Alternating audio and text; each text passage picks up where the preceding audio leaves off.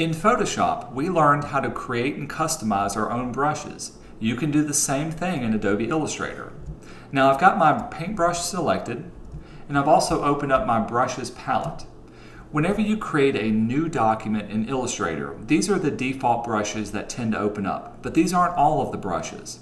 As a matter of fact, if you want to find some more default brushes, click at the very bottom left-hand corner.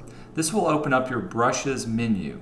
And you can find some arrow brushes, some more artistic brushes like calligraphic and ink and paint brushes. There's even some decorative borders, other type of decorative scatter brushes, and even other types of brushes that you may want to add on later. What we're going to cover in these next couple of exercises is how to create and think about your own vector brushes. If you click on creating a new brush at the bottom right hand side, you can see the 5 different kinds of brushes to create: calligraphic, scatter, art, bristle, and pattern brushes. Each one of these does something a little bit different, but understanding when and how to use each brush will really help your digital art. I'll hit cancel for now. The first kind of brush we're going to work with is called a calligraphic brush. As the name would suggest, I've got my brush tool selected. It makes you be able to draw and to write and paint the way you would with a calligraphic pen. By default, I've got a round brush selected, so if I click and drag, you can see it creates a round kind of line. Some other calligraphic lines are very straight. Since I still had that one selected, you can see when I clicked on the different brush, it automatically applied it. And if I started painting, you can see it makes that calligraphic style of line. So to create a calligraphic line, or calligraphic brush, we're going to click on New Brush. It's the first one here, so we'll choose calligraphic and say OK. And this will bring up our brush options.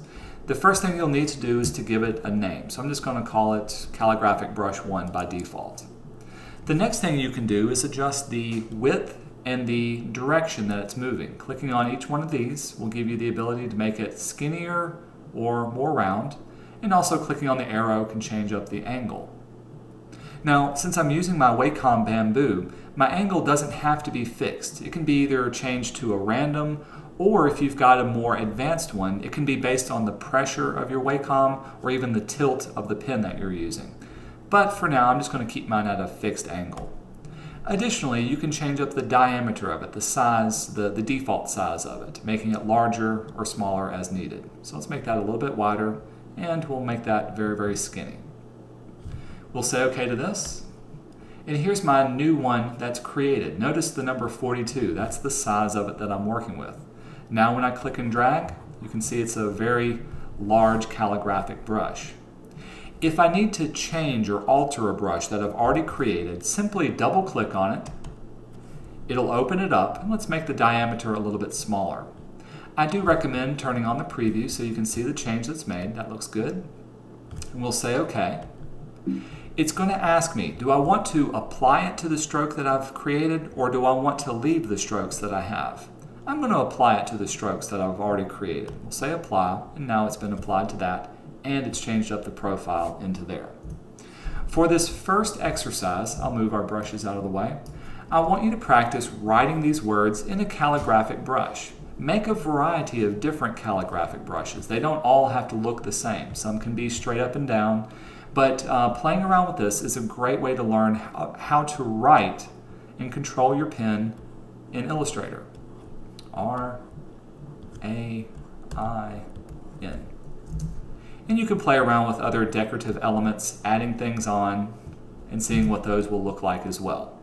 So create a new one, choose calligraphic, and then start playing around with the roundedness and the direction that it's being created at. And that'll give you that type of option.